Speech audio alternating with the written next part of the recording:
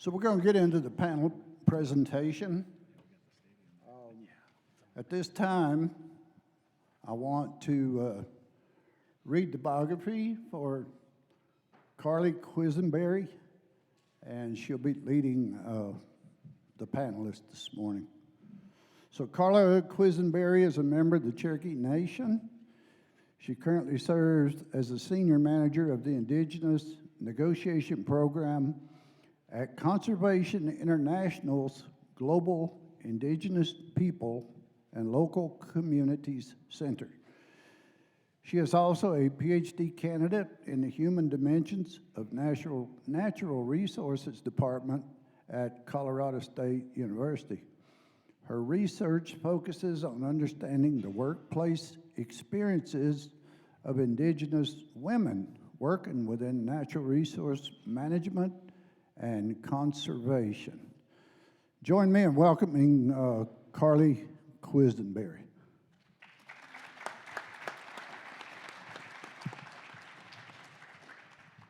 Thank you, Larry. Can everybody hear me? Good? No, am I on? There's a button. There it went, I think. Now am I on? Oops. How about I hold it? Is that better? Yeah, okay, thank you. Thank you, Larry, for the introduction. So as you probably noticed by my introduction, I'm actually not a forester. Definitely not my specialty. I literally just read the workforce plan in the airport on the way here, and I don't know how to run a chainsaw. So, not a forester, but my PhD research is looking at the modern day frontier violence experienced by Indigenous women that work within natural resource management, and really looking at their resiliency to these experiences. So, workplace inclusion, workplace dynamics is something that I'm really interested in. I am currently working with the research participants to develop a framework to make natural resource management environments more inclusive and supportive, not only for Indigenous women, but really for everyone. So it's an honor to be here today and to be moderating this panel, and I'm going to do my very best, not as a specialist. So please think of really good questions for them. Before we dive in, I actually really want to highlight an event that happened here yesterday that I thought was actually really spectacular. We had the first ever ITC Women in Forestry Luncheon, and it was a huge success. So thank you for everybody that participated in the event. We did receive an overwhelming response that more women and allies really wanted to participate, but due to room capacity for the pre-symposium workshops, we actually weren't able to accommodate more than 60. But I think we should look at that as a success. I think it's amazing that there's so many more people that wanted to participate, and we were really thrilled that we had such a good response, and I'm actually just going to put this out there that maybe in the future we should host a full-day workshop instead of just a luncheon. So think about that, and if you'd be interested in that, yeah, thank you. I see. Please just kind of let your leadership know that that might be something that we should be doing next year. I wanted to share some of the key takeaways actually from that luncheon that I thought were really applicable for the discussion we're going to have today. So the first one that came out a lot in all the different tables, is that we are resilient, but we're also exhausted, right? I don't know who else feels that way, but I definitely think us on the panel feel that way sometimes. We are all working in a dynamic environment and communities that require innovative approaches in order to be successful. It's a challenge and not always authentic to ourselves to work within the dominant mindset. And that mindset might be a Western mindset, traditional, tribal. We are all looking for more support within the workplace, and this was really interesting because it came out not only for the early career people, but even the people that are at the top of their career, the directors of programs. Everybody's looking for more support within the workplace.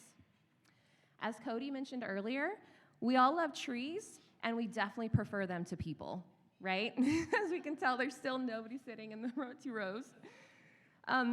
We're a room full of introverts, but we can't run from the social aspects of this work, and we can't be a healthy workforce unless our people are happy and supported.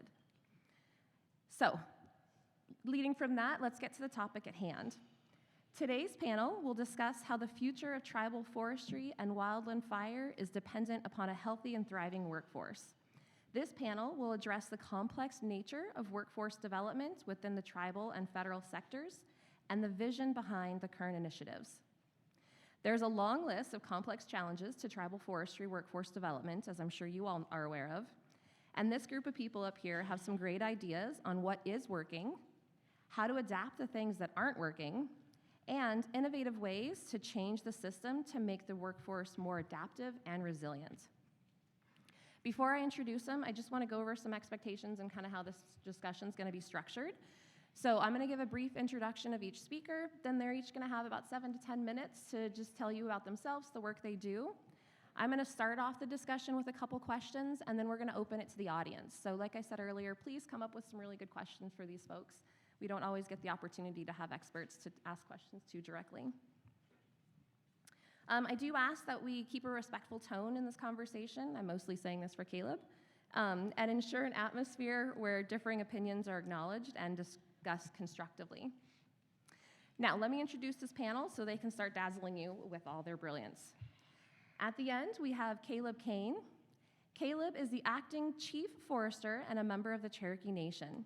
He has worked for the BIA for over 23 years. His normal position is projects forester within the central office, where he has been for 4 years.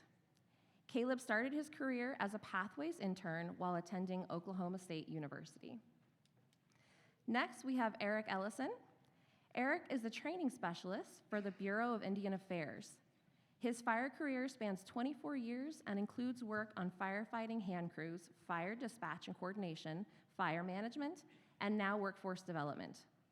Eric has been a member of various local, state, and national workforce development committees over the years and currently holds a position with the Interagency Workforce Development Program. Next, we have Cindi Tonasket Ebel. Cindi is a member of the Confederated Tribes of the Colville Reservation. She became the Fire Management Officer for the Colville in 2022. Prior to that, she worked for 24 years for the state of Washington as a forester and fire supervisor. Cindi has a bachelor's degree in natural resources from Washington State University. And next, we have Phil Rigdon. Phil represents the Yakama Nation on the ITC Executive Board. Phil has been the superintendent of Yakama Nation's Natural Resource Department since May of 2005 and has worked for the tribe since June of 1996. He represents the Yakama Nation in the Toppenish Sustainable Forest Collaborative, the Yakama River Basin Watershed Enhancement Project Working Group and Conservation Advisory Group, the Washington State Columbia River Policy Advisory Group, and the Hanford Natural Resource Trustees Council. Phil obtained a BS in Forest Management from the University of Washington and a Master's of Forestry from Yale School of Forestry and Environmental Studies. Now, that's all super amazing, but what I learned yesterday is that Phil's favorite ice cream is chocolate. So if you're ever hanging out with him, that's a good thing to know. All right, so now I'm going to kick it off to Phil. He's going to tell you a little bit more about himself, and then we'll keep going down the line. Okay.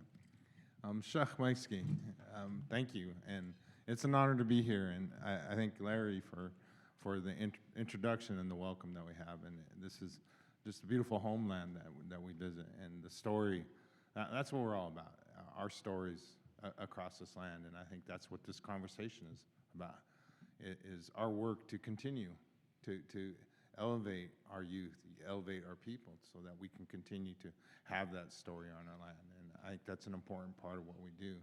But it's also important to recognize how Intertribal Timber Council was started. It was an agreement between the BIA and the tribes. There was legal issues, there was challenges, but our focus was about our communities, the struggles that we have, but also the needs that we need. And we're still there. We still struggle. And that struggle is important to recognize, but also the partnership that is there between the tribes, the BIA, and the people that are working. And I think that's our future.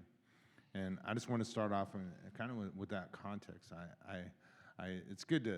It's always good to tease Caleb, but when you think about it, you know, I come up through the generation, and Larry was, Gary Morishima and that original bunch of leadership in the mid-'70s when they chose it's time to step forward, we got to advocate on behalf. They they changed the laws to focus, to make us the priority, to say our land is more valuable and when it has the tribal perspective, when the values are tied to there. And you see that, and so I always laugh.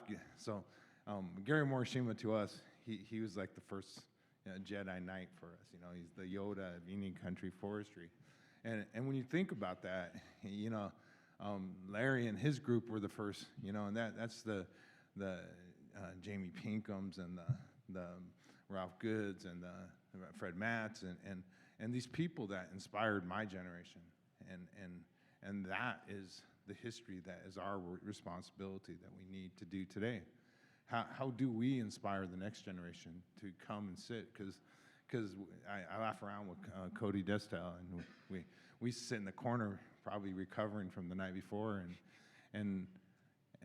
but that story, they called us up and said, you guys step to the table. It's time for you to take these roles. And I look at our youth here, and I see a lot of young folks, and I'm excited. I'm excited to see how you continue our story. But we need to always identify what is working and what's not. And we do have challenges. We're not here because we're not getting our next generation of youth coming into being and looking at forestry. You're seeing a lot of great people, but we still have shortages in our staffing that's enormously problematic. And it impacts our communities, you know, importantly. And I could talk about Yakama, but you could talk about any tribe down in the Southwest or throughout the country. We struggle with that. But the one thing that we need to keep in mind, the best innovative forestry across the United States, I've had opportunities, as many people have, it's happening in our homelands. What we do on our land is unique. What we do when we cherish and the respect that we have for our people, our families, the community and the relationship that we have and our responsibility to the foods that supported us, our original treaties, our original agreements with the land on how we are supposed to be a part of it and that we have a responsibility and it's provided to us. And so as we come here, I think that's an important part. How do we inspire this next generation? And you look at this, you know, the COVID kids, and you see we were talking about, we're introverts.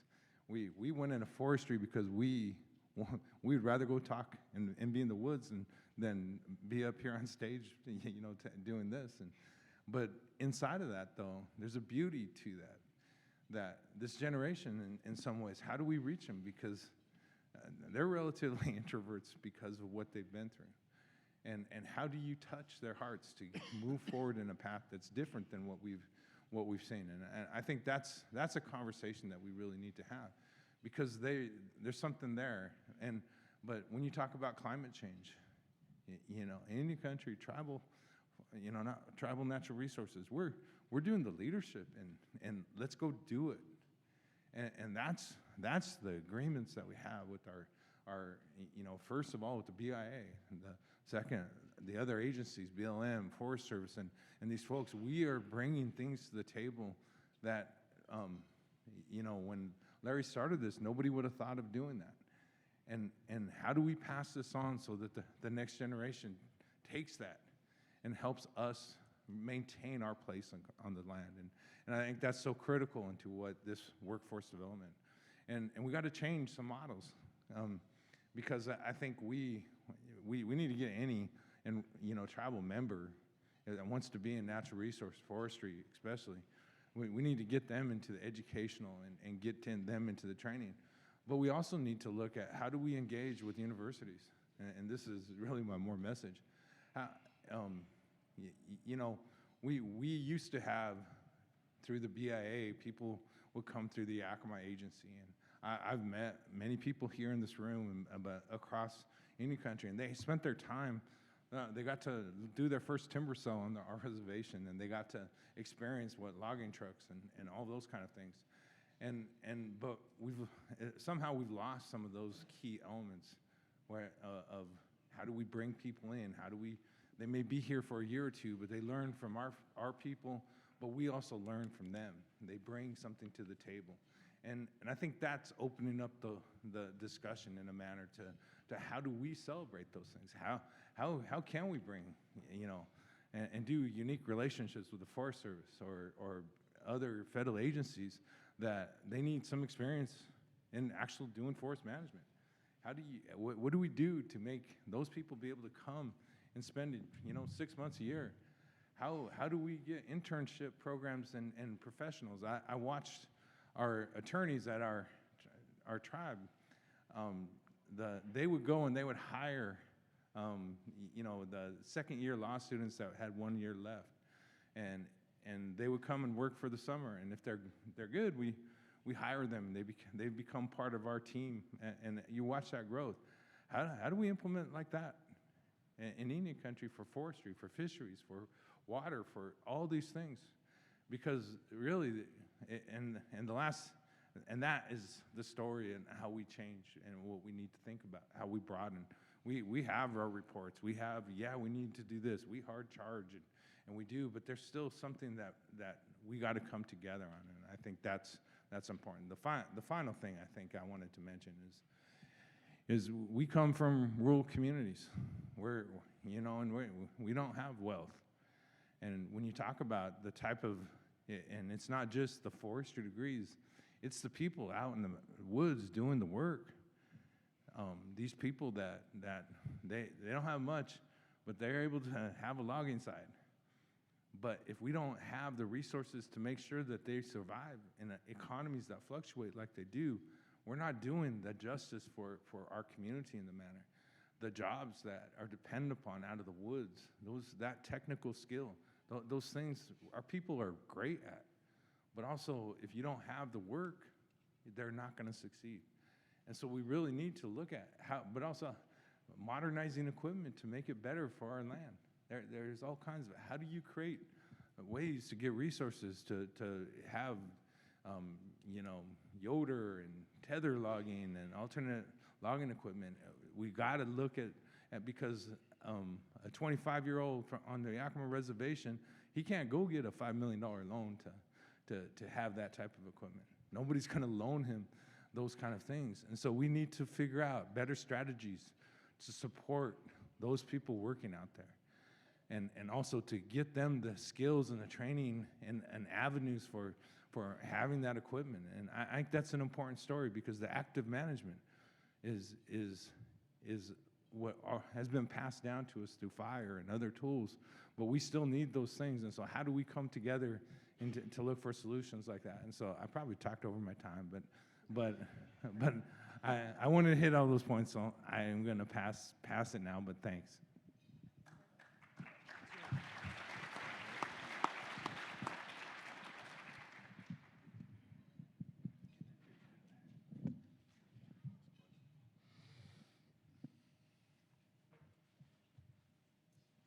Can you guys hear me? All right. Like mentioned, Eric Ellison, I work for the BIA and Workforce Development. Happy to be here. Some of the conversation that started off this meeting in the first couple hours was great. So Chief Hicks had an experience talking about when the idea came about to run for to be the chief, and so he'd mentioned that he had no idea what that would entail. And then Mr. Blythe also talked about some stuff here recently, with workforce or with people about being seen and appreciated. So I thank them because that ties really into some of the stuff I wanted to talk about and some of the things we're doing with the Federal Workforce Development Program, which is who I work for. So an overview of the FWDP, and I'm probably going to kill you guys with acronyms here, but Federal Workforce Development Program. Like mentioned, it's an interagency program within fire that helps identify and create day job development opportunities. So for folks that aren't familiar with fire too much, the fire side of it anyways, there's a couple different groups, but NWCG deals with fire line qualifications and training. And so they've got that handled. They've got a real good revamp of that going on right now as we speak. But it's been identified that the other side, you know, the day job skills, and they've been called soft skills, and I actually think they should be called hard skills because really that's the meat and potatoes of what it is that folks do as they progress through their careers, and especially as you get to being a leader or manager within a program. So that's the focus of our interagency group, is to identify competencies and trainings and ideas, and to develop trainings for those. And we utilize the learning, or the LMS we utilize is the Wildland Fire Learning Portal, which if there's folks in this room that haven't set up an account for that, I would urge you to do that. All of these items that we build to help folks develop themselves, and it's at all levels as well too. So, you know, the items we build, we try to create for a first or second year firefighter all the way up to an individual that's been in program for a long time. But that LMS, the learning portal, that's your mechanism to be able to go after and grab those development programs and take them and see what it is that they do for you in development of your career as you progress. So we are doing things like, and this just started, so I think we're building our second one now, and it's a micro-learning. We're calling them micro-learnings. And so we've built one already, and it's been bouncing around out there, and I think we're somewhere between 100 and 200 people that have taken this training, and it's called the Coaching Habit. You know, so like I said, there are soft skills or hard skills is what I want to call them, but, you know, so, you know, we build these things and then shoot them out to anyone who has a learning portal account. They can sign up for them and take them, and it's just, it starts to give folks exposure to these kinds of things, you know, coaching habits. So a first, second year firefighter takes this, or individual in land management takes this, and they can hopefully use that to gain exposure in that aspect or that part of their game as they progress through their careers.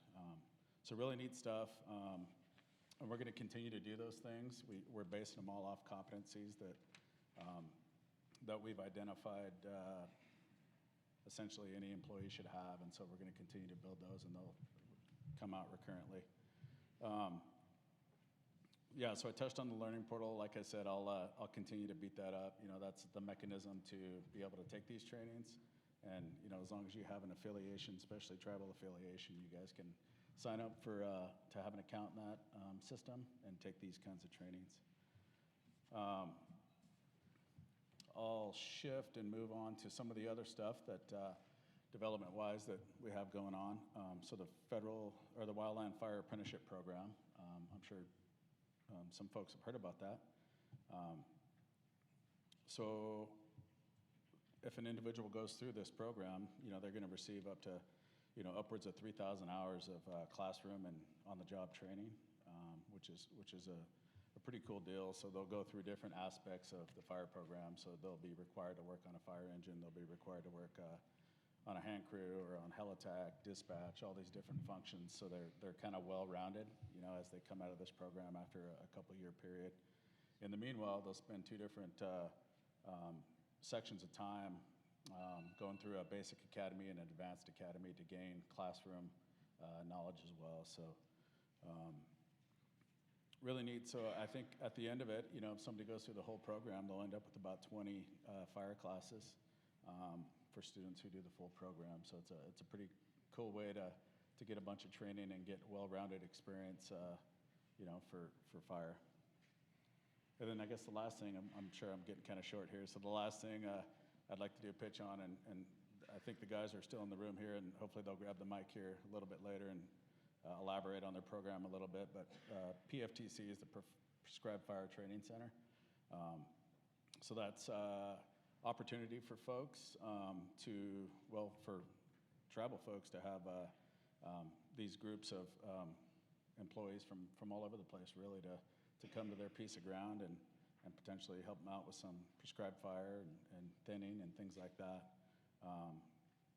And yeah, like I mentioned, hopefully Robert or Tim can jump on the mic here in a little bit once that part of it opens up and kind of elaborate on that program a little bit. But yeah, I think that's what I got, and I appreciate it. Thanks for having me. And I'll be around the rest of the day today and tomorrow too, if anyone wants to talk a little bit more about some of this stuff. So thank you.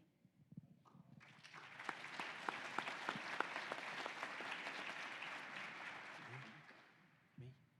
Oh, let me see that thing. Oh, it's still yours. Perfect. Just talk about yourself. All right, well, good morning. So I enjoyed Larry's talk earlier about being a good old country boy, so I kind of feel Larry's side on it. Very uncomfortable on the stage and dressing up like a idiot for the most part, but we'll get into this thing here. So again, my name's Caleb Cain. I work for the Division of Forestry out of Billings, Montana. And I want to talk a little bit about the timber team on our end of a successful workforce that we've had moving on. And timber team, can you raise your hands up? I think you're all in the very back over there. So that's the timber team we have. If you guys get a chance this week, they'll be at the booth. Go talk to them. See if they can work at your location. See if you can come join them. There's lots of things going on with them. And, Phil and I have been kind of discussing about, well, where do we want to take this for the BIA side?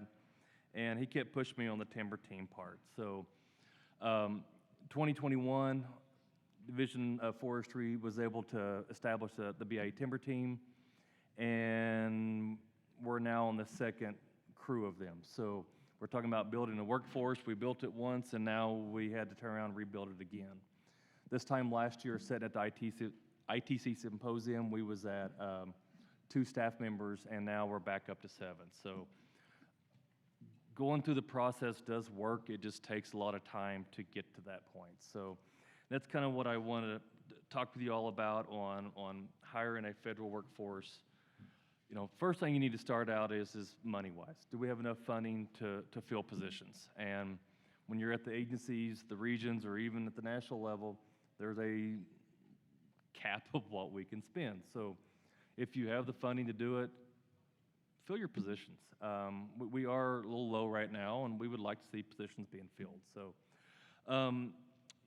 another part going into this one here is making sure you have everything ready for the HR processes. Again, this isn't an HR bashing session, so we all know there's issues. It takes a while, but there's things we can do to speed this process up so we're set down the road. And, one thing looking at is your org chart's updated. Do we have a way for staff to go from a GS5 and move up the ranks to the very top if they need to within your organization? And now with our new org chart, you can start out as a GS5 timber team member and move all the way up to the chief forester within the same organization. So it's a really good path if a person wants to go down that road. Make sure your PDs are updated. If it's over 5 years old, you're going to have issues. You're going to go back to classification, and it's going to take you another 6 months to hopefully see something move again. It's just part of the game. Did the rules change from the last time you started this? Because when we went with the timber team in 21, the rules changed again in 23 for some reason. And it took us 15 months from when I started the paperwork to actually having people on board was a 15-month process. So it's not a quick thing, but they're here, and we all look good because they're here now. So, but to get to that point, it's a bad deal. Don't get discouraged. Stay positive. Talk with your leadership. Let them know what your direction's going, and it seems to work a little bit easier on that one. Another side is the hire incentives that we have out there. There's recruitment, retention, and relocation. If you haven't ever used these, again, talk with your leadership. Make sure they're comfortable of going that route of using the recruitment bonuses. And the best part about it is there's a commitment they have to sign. So once you do get them on board, they're stuck with you for a year, 2, 3 years, depending on what you agreed on for the whole side. So use them if you're having issues of filling positions out there.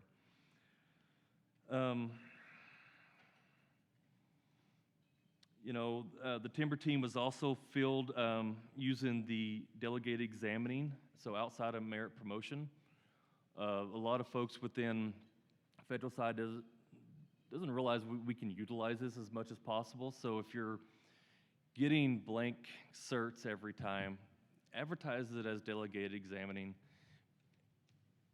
Again, leadership might not like it too much, but talk with them, and we find folks who's never been within the federal government, and that's what we have back here at the timber team. So they're now federal employees. They can go apply for any jobs, and hopefully they'll start moving up within Indian country. If not, they're there for wherever else we go, and they have the background working in Indian country, which is very nice.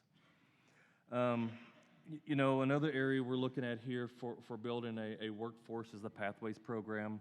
They do have a booth out in the hallway, so if you get a chance, talk with the Pathways staff. They have some students that's here, and there's actually a advertisement that's open right now. So if you have any of your family members, your cousins, relatives, somebody playing the slots, I don't know, tell them about it tonight. Have a beer, tell them about the Pathways program. It's a really good thing. And if once people get within the Pathways, as hiring managers, once they graduate, we're able to actually pick them up non-competitively. So if you want to build your program up, Pathways is a great way of starting on that end. So I went through that one years ago. You know, I had a chance to work out at Northern Pueblos, Yakama, Crow, you know, laying out timber sales, forest development, a little fishing, Phil, and some fire at times. So it was a great opportunity within the Pathways program. And again, like I said, the timber team, they're here. It's working, but to get to that building a workforce, there's a lot of steps to get to that point, and that's kind of what I was wanting to talk about today. Is if you're wanting to hire someone, you're probably 8 months to a year out before when you start the process. So you should be starting yesterday if you want to get this thing moving. Is my only opinion for it. But that's all I have, Carly. Thank you. I'm gonna leave the mic on.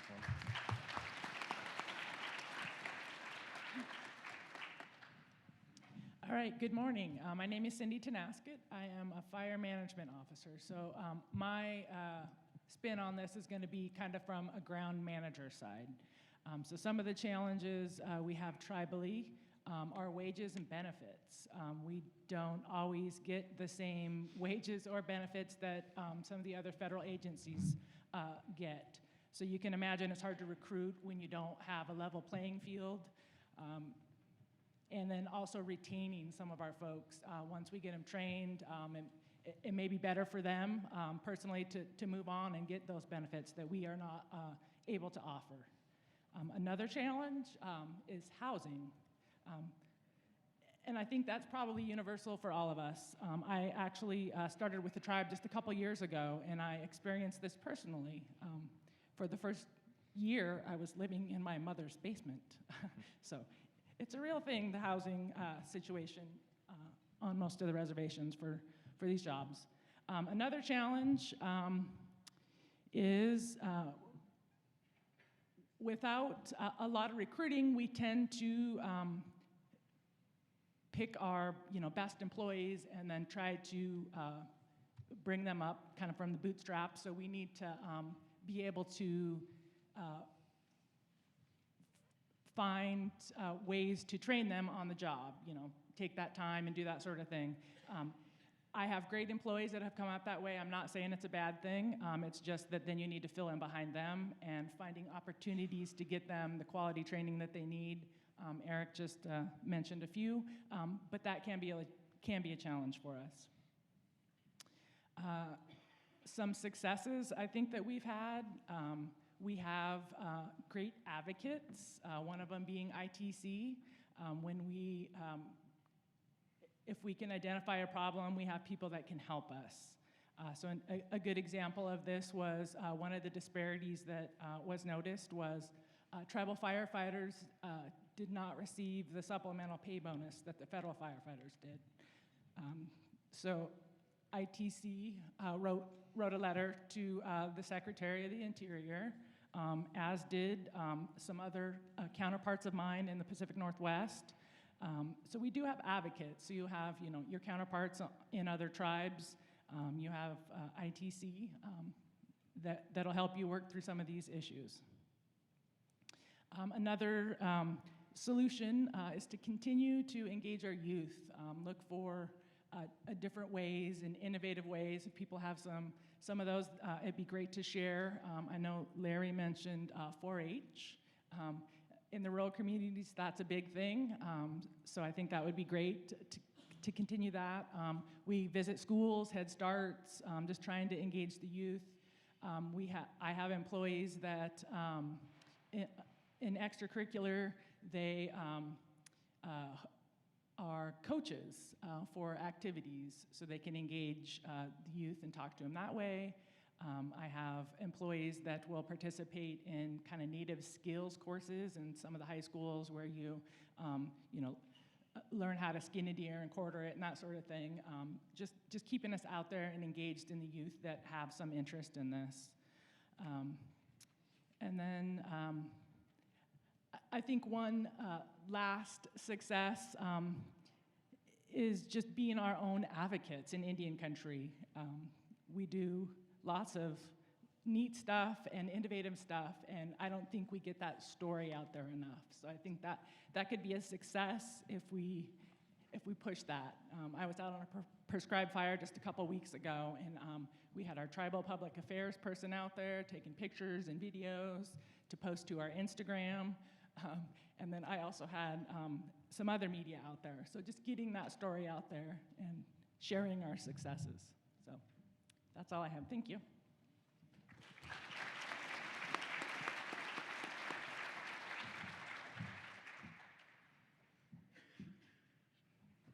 Thank you, Cindi. Thank you, guys. Okay, so now we're going to move into the questions section, and I do have a few questions, one question for each of you. But everybody out there, please get your questions ready. I think we have some microphones in the middle of the aisles you can come up to. First, I'm going to start with Phil. So Phil talked a lot about supporting our youth and bringing our youth in, but I noticed that he asked a lot of questions. How do we do that? What are we going to do to make that happen? And I'm wondering if we can talk about more solutions focused. And thinking back to when there was a young Phil in the world, what would you have told yourself, and how did you get connected with the land? So, and I think that goes to that time back and when actually my brother's here and we went to school at UW, and so it's nice to sit next to a Coug and show my purple. So, but we were family, and my sister was over there, and one of our cousins and us, and as you build your community, we got to find better ways. I'm watching, our forest manager Tia Beaver, and she's building her team, and she's building a strong team. She does it.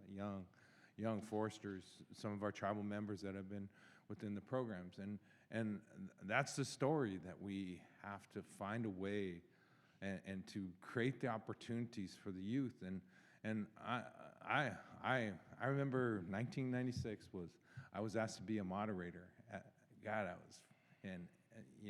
You were just nervous and scared, and it's like in front of all these people, and now I do this almost every week, it feels like. And the thing is that it's that network, that support, the Larry Blythes and all those people that stood there and said, "We believe in you, go for it," and those paths. But we need to do things. I had the opportunity to do ag forestry leadership in Washington State. That program is about teaching leadership, and I think we need that for our youth to help them believe in themselves, because we do come from communities that don't. Our stories are. Sometimes you do feel like you're the second-class citizen on your own reservation at times, and in that story, the people that you listen to and your elders, and there's a greatness to that perseverance, and that how do we get that to be part of our youth? How do we get that to be a part? And you see successes, but you also see people that struggle. And that's because we come from where we come from.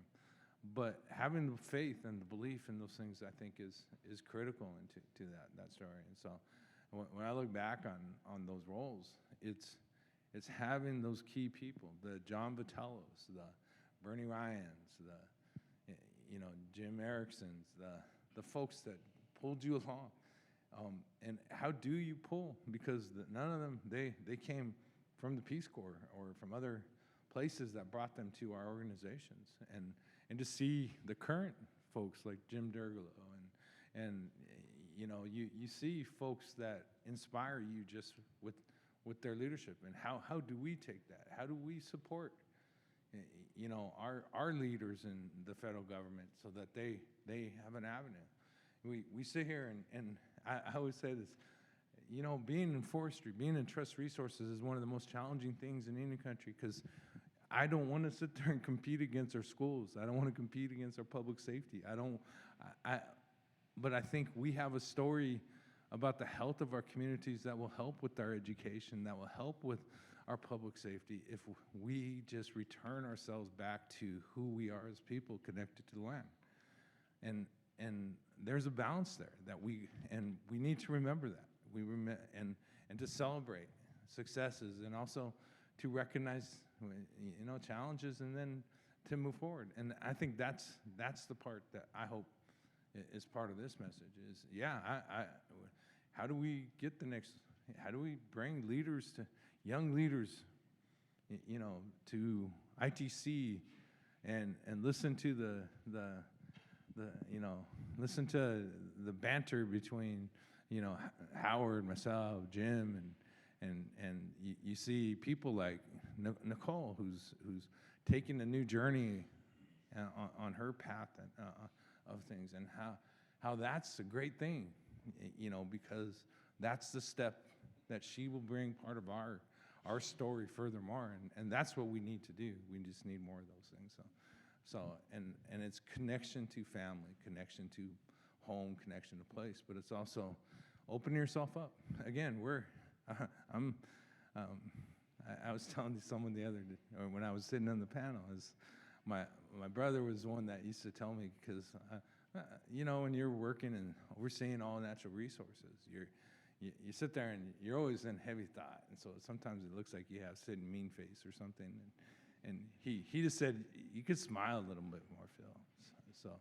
So people, because if you talk to me, I'm pretty easy to talk to, but it's breaking those, and I see that with our people. We have this tendency, but once you break those seals, you break those, and you build into our community. There's nothing. No, people are the funniest people in the world, most dedicated, the most, and we're fortunate for organizations like ITC, but more than that, we're fortunate for the Native people out there, all men, women, and everybody that has put their lives to say, I'm from here, and we have a role to play. And without those relationships, that's what we need to, how do we inspire that back? And we got to figure out for our future. So there's a couple things I want to say to that. I think there's a lot of power in just modeling, and I think just by being a strong, inclusive, progressive, powerful leader, you're modeling to the next generation, right? And so, and your own connection to the land is also modeling. So that's just, there's a lot of power in that. And I also like the concept that we talked about it yesterday at the luncheon, but lift as you are lifted. And so as you're moving on in your process, bring people along with you. And even if you're earlier in your career, you can be a mentor for somebody around you. So just kind of keeping that in mind. So I really appreciate that. Thank you very much. Next, I'm going to go to Eric. And I'm wondering with Eric, in the trainings that you're developing, is there an integration of tribal values and knowledge? Well, there can be. Yeah. So, the program, so the stuff we're creating or the program's relatively new. So, as of right now, I'd mentioned some of the stuff that we're working on, but really, we would love to hear from this group, on what it is that is, and so, basically we can create, things within the workforce development that would do exactly that. So, but we got to hear it from you folks, you know, on what it is that you think could be useful for the programs and for everyone across tribal and Indian country for sure. That sounds like it could be a good research project for a student, is to go out and collect some of that information and what people would like to see integrated into these trainings. Yeah, and there's tons of stuff out there. So, you know, and I always say that anytime I'm talking about the program is it's brand new and we need as much information from the field as we can. So, yeah, I mean. Okay, students in the room, come talk to Eric after this panel. Somebody wants to take that on, come see me and we'll see what we can do. Maybe I'll do a second PhD. No, that's not gonna happen. Okay, great, thank you. Okay, Caleb, I'm headed to you next. So you talked a lot about the different things in place kind of structurally to help build out the workforce, but I want to talk a little bit about workforce culture and how to make that workforce more attractive for people. And one of the conversations we had when we first met was that you don't have a lot of women applicants, and just kind of like wondering why and what, you know, how is that culture perceived? How is that, there's obviously some salary-based issues, but are there other compensations that the workforce can put in place to just make it more attractive for personnel? All right, this thing going? Yeah. Okay, so on some of them, going back to that one, Carly, is the higher incentives that we can also use on that one. Again, I'll go through them. Recruitment, retention, relocation, you know, paying for a move, student loan repayments. There's things you can kind of dangle over in people's noses to kind of make them bite a little bit, and that's sort of what we're looking for. Can we find someone who may have not have heard the BIA, but they see the higher incentives and want to come give it a shot? And that's kind of where we're sitting at right now for these things. You know, brand awareness is kind of hurt us over the years of BIA. I mean, I was talking with some BIA folks in here earlier that when they was going to college, they've never even heard the BIA. I was the same situation when I was growing up. Lived in Indian country, but never heard the BIA. Kind of an odd one. But apparently it's out there. So, you know, some things we can do on that end is, you know, youth outreach, career fairs to kind of show a little bit more of there's something else out there besides the Forest Service and the BLM.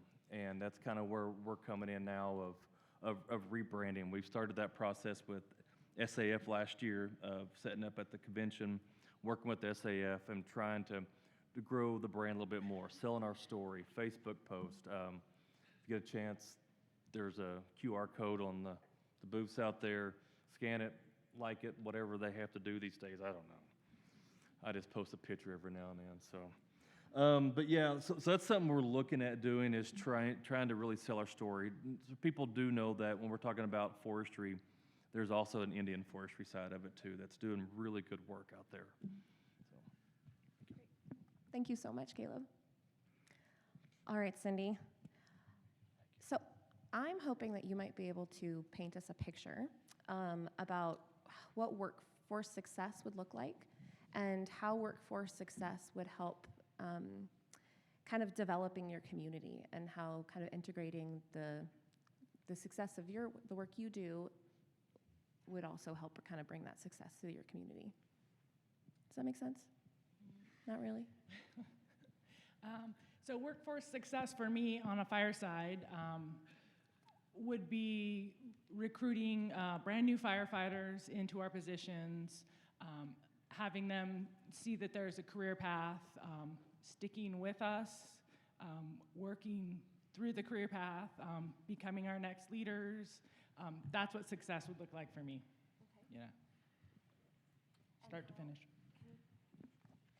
That's wonderful. And I'm wondering if you think that, like, ripple that out into your community, and how will that then bring benefit to your community? I guess is what I'm trying to ask.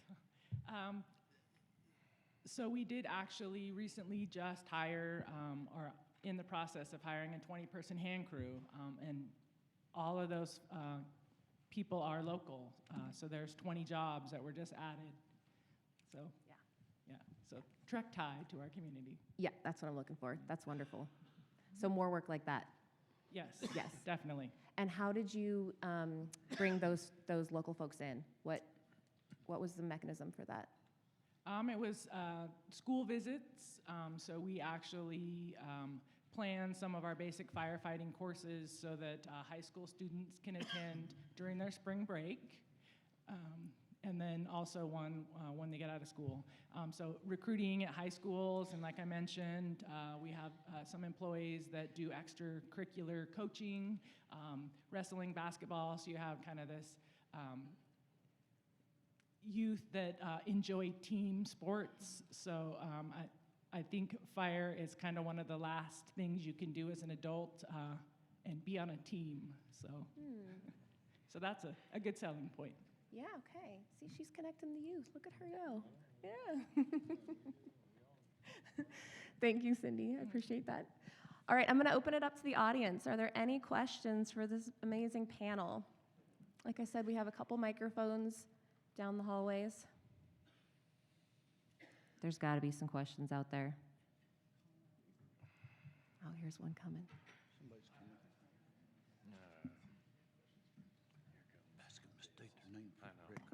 And can you please introduce yourself? Good morning. Hi. Name's Dale Sebastian. I work with the Bureau of Indian Affairs, Northwest Regional Office. And I don't really have a question, I just have a statement that we had a new regional director come to the Northwest Regional Office. And one thing that he made a big change with was opening up our area. So try to attract more talent into our region. And so for my team, the example is I've got somebody in Spokane, somebody in the Colville Reservation, and somebody in I guess Warm Springs or Bend, that kind of area. So we can touch almost every part of our region with a person. Oh, and myself in Vancouver, I didn't move. So that part of what we've done was attracting folks and keeping them on, sort of the retention part of it that Caleb was talking about. I don't know, I've got 2 positions that I'll be flying pretty soon, and one's gonna be an intern and one's gonna be an admin TAMS person.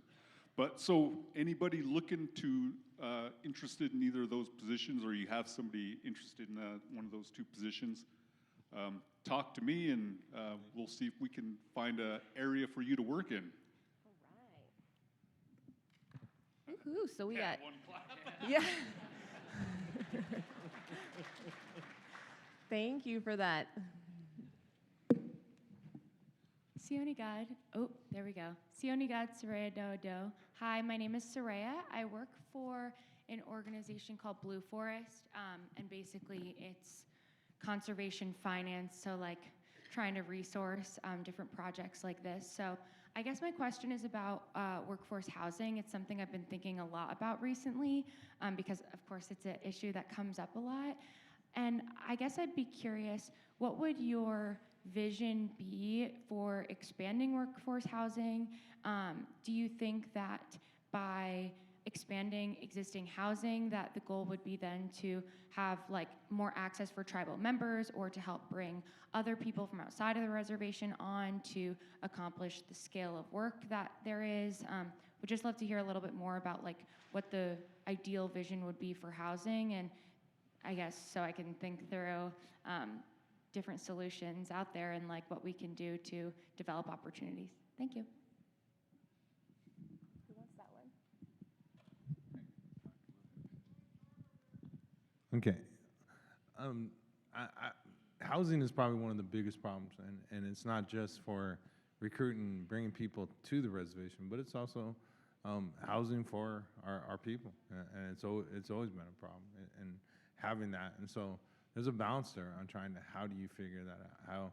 How, I'd love to have 5 or 6 interns come and work during the summer for us, and if they worked out, then, but the biggest key for us is where would we put them up to make sure that they were in a great, safe environment. And so that's a huge problem. What are the recommendations?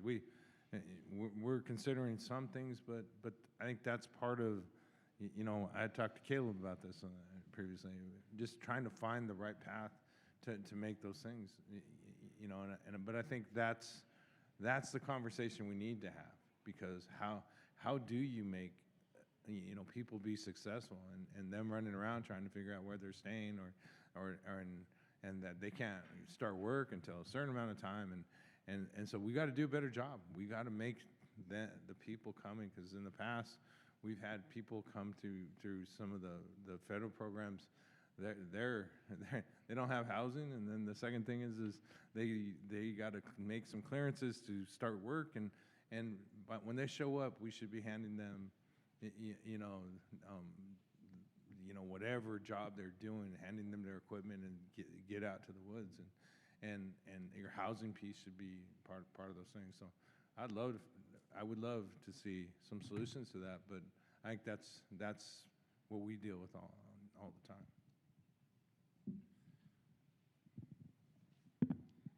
All right.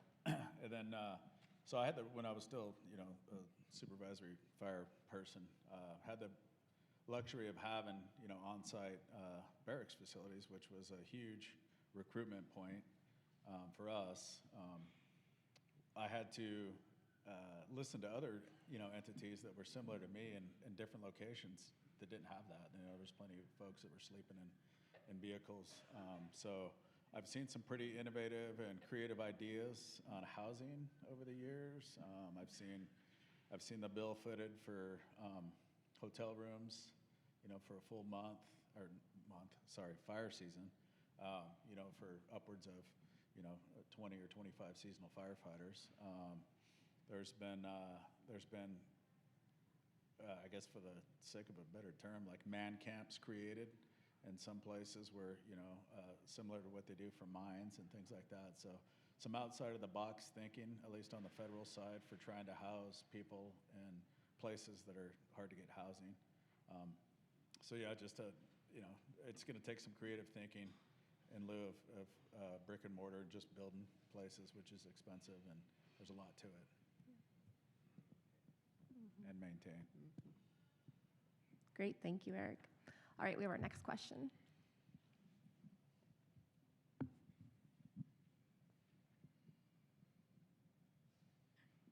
Thank you. My name is Jennifer McRae, and I'm the Assistant Director for Forest Planning and Public Engagement in the Washington Office of the Forest Service. So first of all, I want to just make a comment about the housing situation, because I've had a very long and satisfying career with the Forest Service, but my first job on the Tule Lake Ranger District on the Modoc National Forest, I was the second professional woman ever on the district, and so there was no room for me at the bunkhouse. So they did put me up in a motel room, and then they made the room at the bunkhouse available. And frankly, at that point, I wished for the motel room, but anyway. So my question is: you've talked about growing a workforce, and I look at my career. I decided very early on that I wanted to work for the Forest Service, and I've thought about why I decided that, and it was because growing up, my parents made sure that I had a lot of exposure to the natural world. So I'm wondering what is, if there's a focus on, elementary school kids, because I think that's where we really plant the seeds, part of it anyway. So that's my question. Thank you, Jennifer. Before I hand it over to the panel, I just want to thank you for being one of the women that laid the path down for the rest of us to follow. I appreciate that. All right, who would like to take that question? Caleb. Thank you, Jennifer. So with the youth side of it there, we have started like I said, the rebranding part of going out and doing outreach for that one. And, that's going to local middle schools, high schools, just trying to get, again, brand awareness out there for our youth. Meeting with school counselors, superintendents. Also this year, we funded 8 forestry summer camps in 8 different regions for this summer. And we're really excited to see what happens after the summer, to see if it worked or not, to see the engagement from the tribes and the youth there for it. And so they're being scheduled now. We're hoping to have something finalized or at least reports back into this summer, and maybe there is success. Maybe we'll get a couple of them that are on the hook for forestry, I mean, or fire, however you want to look at natural resources. But you're right, we have to start looking a little bit at our younger side, and that's kind of where we're at now on the BA forestry part. Thank you, Caleb. Next question.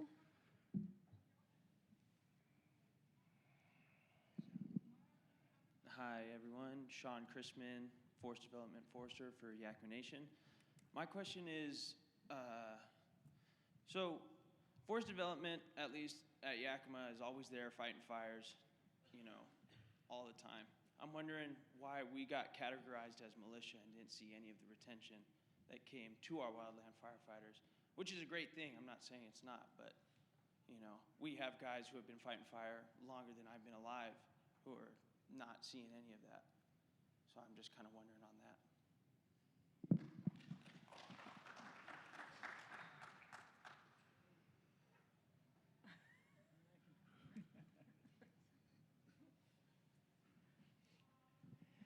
I'm not sure I'm the best person to talk about that, but the tribal supplemental pay tried to mirror the federal agencies' pay, so you needed to be in a primary firefighting position.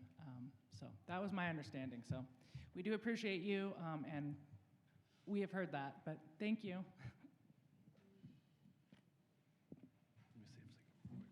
Oh, hold on, Caleb. Yeah, just to clarify, you know, even the foresters on the BIA side did not get this payment. So just to be clear all the way around, you had to be in a primary position. So even though the foresters go out and do fire in the summer, they didn't also get it. Thank you both. All right, let's head over to this side of the room for the next question.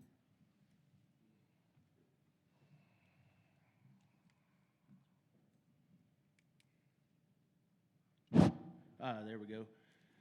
So I want to provide a solution to you about the facilities thing. So we've been chasing that rabbit for about 3 years now, and we're doing it on our own, and then y'all are doing it. And I think the way that we should do it is collectively. There's a 105 lease that seems like that's the way to go, that's really going to work. We've got the 5-year plan for facilities with OWF that we just can't get to mesh with Bureau funding.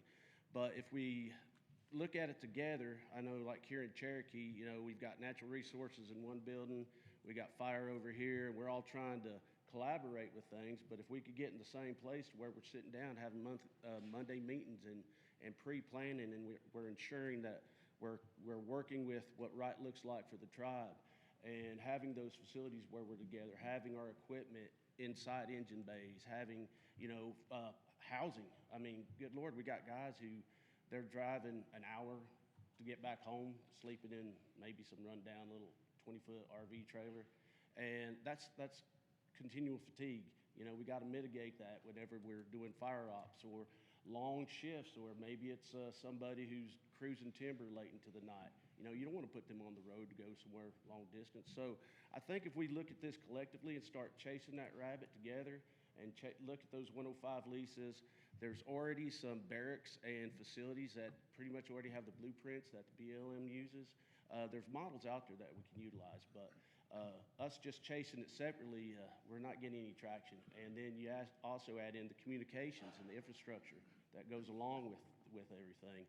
There's a lot of areas that we don't have comms with our Tier 3 dispatch centers, you know, and that falls in with, you know, even flight following issues. And, you know, so there's a lot of stuff out there that we're really trying to work through, but we're not getting any traction on our side of the fence. But I think if we work together, we can get some really major traction and look at those 105 leases. Thank you, I appreciate that. And actually, will you come back and tell us who you are? I don't know you. Dang, I thought I was going to get away with that. Reese Kerbo, Chief Division Wildland Fire, BIA Eastern Region. Thank you very much. And I do really appreciate the comments about collaborative solutions. I think that's a great idea. Does anybody have any comments they want to add to that? No, just overall good idea. Thank you. All right, we'll go back to this side of the room for the next question. Hello, my name's Yvette Pickard. I'm the chair for the Timber Committee for the Confederated Tribes of Warm Springs. I just had a comment or, I don't know, question towards Phil, like, you know, when you were a youth, how you got involved and engaged as a young person. So I have a granddaughter who I've been introducing to timber as well. She's 12, going to be 13, and she goes with me to most of the conferences now and does climate change, and she's pretty dang smart. Does GIS, Excel, Word. But you know what I would like to ask is if you could, I'm not sure if this is even right, but if there's like in kind somehow that the youth could, the K through 8 could come. There's some really good people that I have a hard time. We do like career fair, and there's like 60 kids. You know, you kind of want to bring them all, but you can't, you know. And, you know, I guess, you know, if you could figure out, or if I could, you know, work with you with my tribe. You know, last year and the year before, the Timber Committee, we did like work with the Forestry Department, and then we had the forest manager pick and choose 3 staff members, and then they went to the school with the principal, and that was really engaging and really supportive, and it really kicked up a lot of interest in the children. But, you know, and I'm not sure, you know, but for me, I would bring her, you know, and I'm not just thinking about myself or just my own personal granddaughter, you know, I'm just thinking about like an Indian country, because it said that there isn't a lot of forestry people. Thank you. Okay, so I do think, and Kelly brought this up, but at Yakama, we've tried to maintain having a wilderness camp for, you know, from 7th grade through 10th grade, and I think it is important, and how do you engage? Because I also think it's important that we bring our elders to have the conversation with the kids. I think it's important that you have professional foresters, and you also bring the disciplines and that engagement with our youth and those part. I think it's important, and that's the whole thing is how do you connect?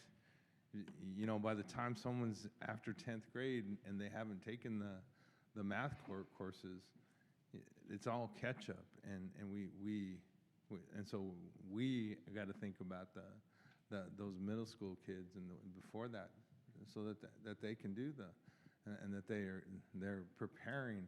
But it's tough to go and say that when you come from our reservations and you see, you know, and making sure that they're just, you know, how do families maintain the thing on their jobs and those things. So there's a balance there that and I think that's part of this conversation that we need to get to.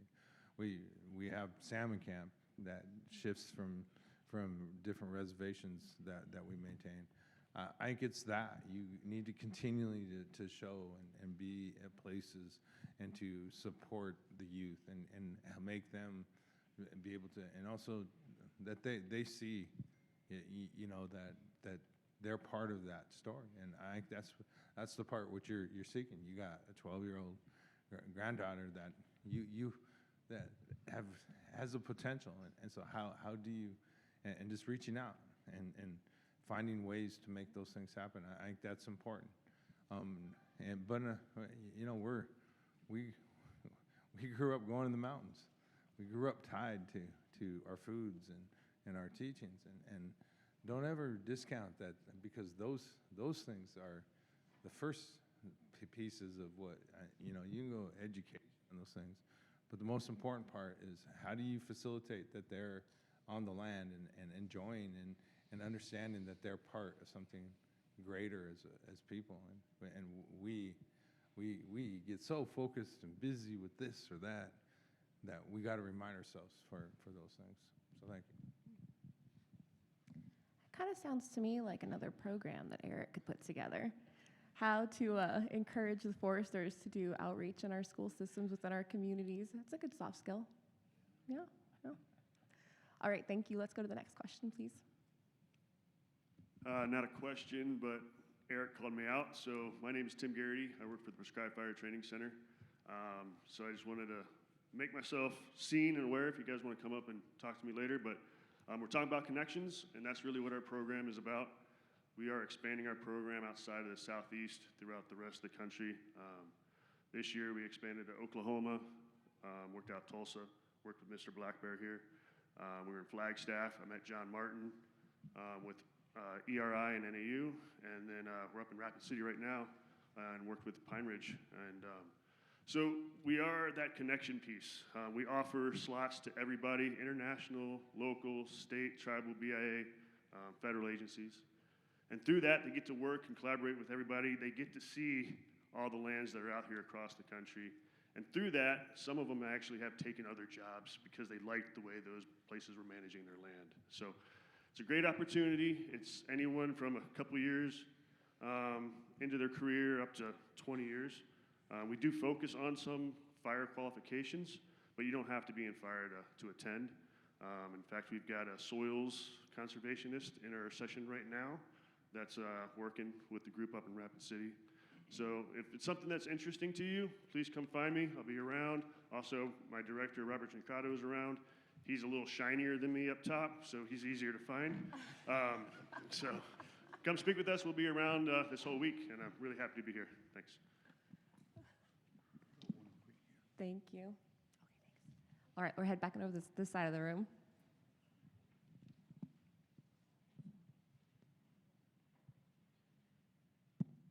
Hello. My name is Alonzo Smith. I'm with Wallapai Tribal Forestry. I'm the fuels crew supervisor there. So, you know, we're talking about youth and everything else. I think sometimes we try to advocate for the young folks, but we have young adults trying to fulfill the 40-man crew. There's a lot of issues when it comes to there, especially with housing and so on and forth, but just trying to get people engaged into the hard work that actually is coming from that. Is there any programs that you guys have for young adults where we can kind of inject what it feels like to be out there? Because when they come to our program, you're engaged right away. You're out in fuels, you're cutting all day, you're doing the job. Sometimes that can be a deterrent, when you're just injecting somebody in right away and pushing that pace and that speed. We try to educate and try to train, and we allow folks just to go at their speed with that. But is there any programs that you guys know of that allows for like a 2-week training class with that, so it can be a more of a slow tempo pace for that engages that piece of it? Also, thanks for your support with the funding and stuff. Putting your piece in there with that definitely goes a long way. Also, for the BIA side of it, we do have government housing, but it seems like they're doubling that within the next year, and it doesn't seem productive to double something like that when, there's, the pay is not where it needs to be anyway. Yeah. So it seems like if that were to stop, you'll at least be able to sustain what they have for that. But thank you.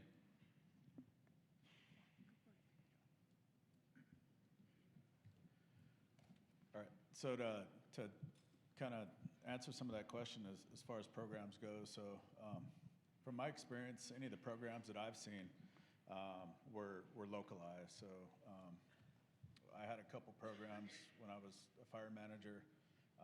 One was to target aviation folks for our single engine air tanker base, and so we were working with the high school in that small town where we'd have somebody go out and they'd go through a bunch of the classes and learn about what that job is, and then they could actually go out and serve that function in the summer months.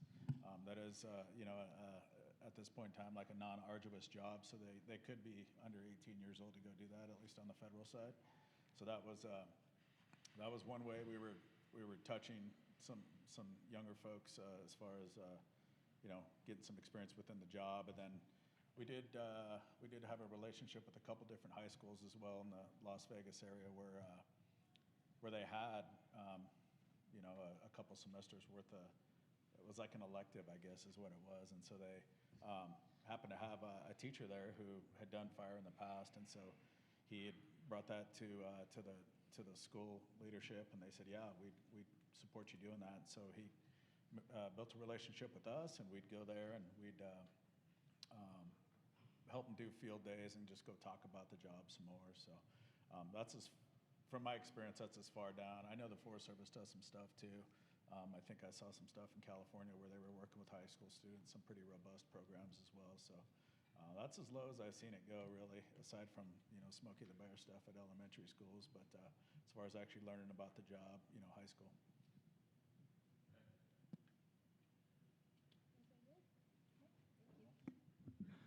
All right, back over here for the next question. Hi, Steve McDonald, Forest Manager, Confederated Salish and Kootenai Tribes, Western Montana. And I just want to say there seems to be a high recognition and things happening for the fire suppression portion of our efforts in forestry. I'm wondering why that recognition of the efforts in forestry aren't as highly regarded and as important. Without a forestry program in most areas, you don't have a fire suppression or a fire control organization. I think with IFMAT, that's a great start. It's kind of the same story though every 10 years. We're doing more with less, and now we're doing even more with less. I just want to advocate that more effort be forwarded to the forestry management programs throughout Indian country. And somehow, because there is a multitude of issues that everybody's raised here that I think need to be addressed, wage increases. I mean, I agree with the militia statement. I think without the militia, some of these programs would not be as nearly as efficient, but at the same time, the fire programs need the forestry programs to get fields management done also. Thank you.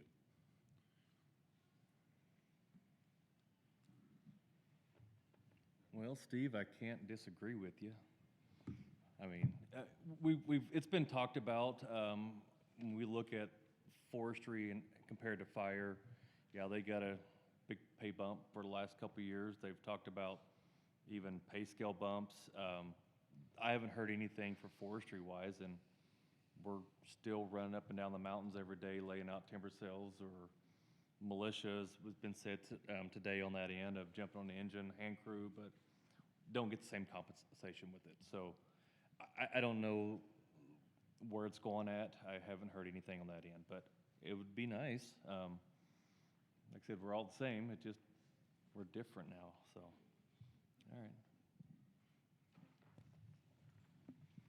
Any other comments on that? One more. No? One more, okay. Ooh, it's gotta be a quick one. Okay, well, thank Okay. you for this program. It's really helpful.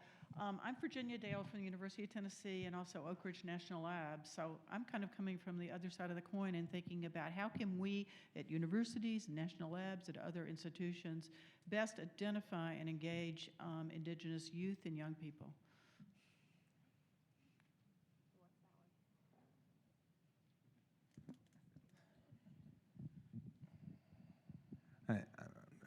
First of all, thanks, Virginia, for being here, because I think that's the first step is showing up, and for us in our communities, when you talk about the national lab, we have PPNL in the Northwest, and those kind of things. It's just kind of really smart people, and I think there's a way that you really need to look at this.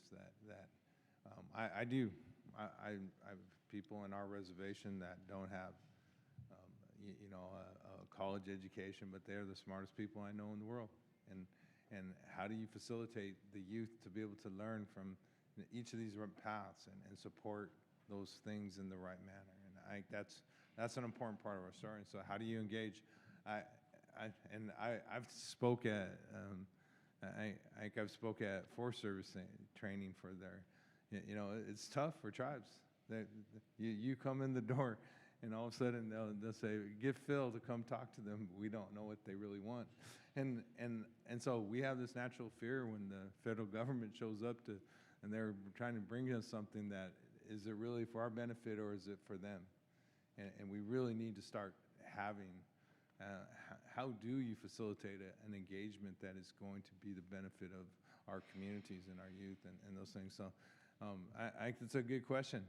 I don't think we have an easy answer because sometimes when you talk to us, we're running,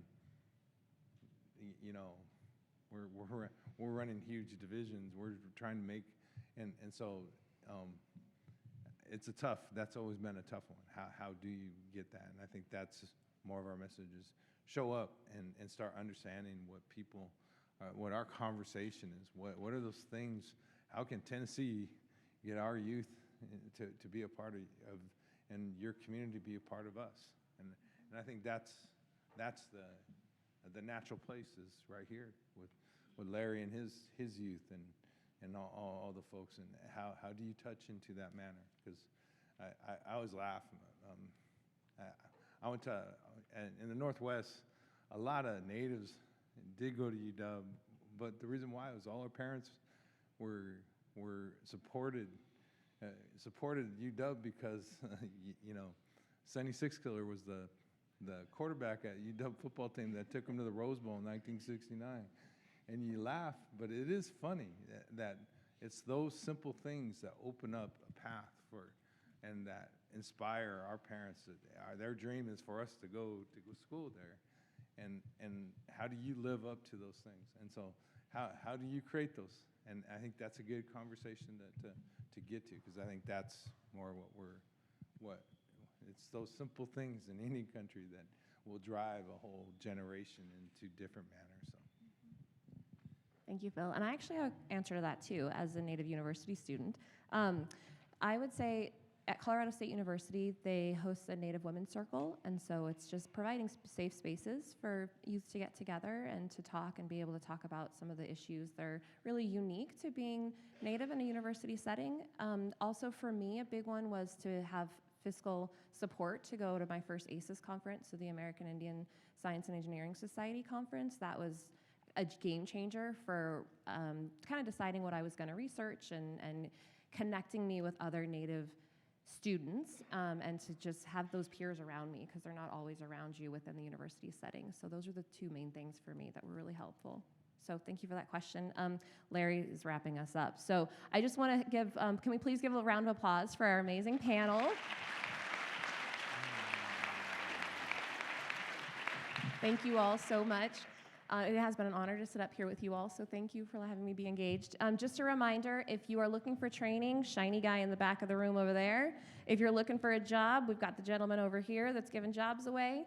And if you're looking for a research project, you're going to come talk to Eric. And otherwise, please enjoy your lunch. I just want to pitch that if you're interested in women in forestry, indigenous methodologies, TEK, collaborative conservation, please find me. I would love to share a meal together. So I just want to put that out there. And otherwise, I'm going to hand it back to Larry. Thank you. Okay.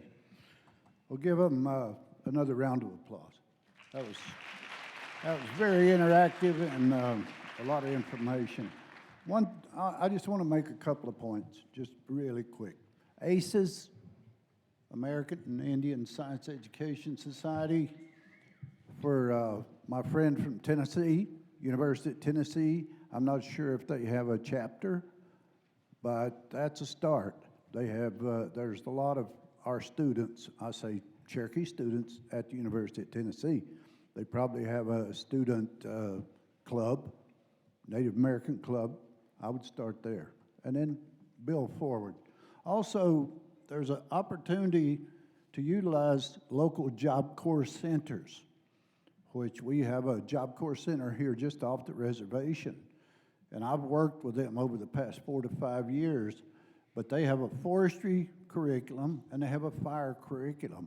And we've seen some pretty good success being able to train those students not only to work on Cherokee land, but to work and get full placement in jobs across the country. And, you know, the beauty of it, they come equipped, They have staff that comes with them. And they have their own housing. So they're students.